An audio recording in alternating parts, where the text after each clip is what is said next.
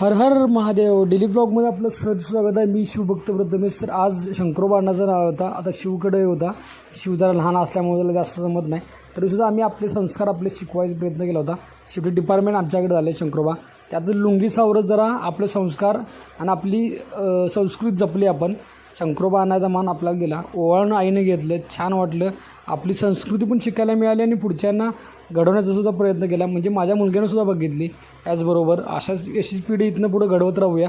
आपली हिंदू संस्कृती एकमेकाला सांगा. माझा मुलगा साईडलाच उभारला आहे, तोही बघू होता वडील काय करतं गुस्सानं. तर शंकरोबा एकदाचं वडिलांनी आईनं आत घेतला ओवाळून. तर ही पद्धत तुम्हाला दाखवायची होती. घरचा ब्लॉग डेली ब्लॉग तुम्हाला कसा वाटतो नक्की सांगा.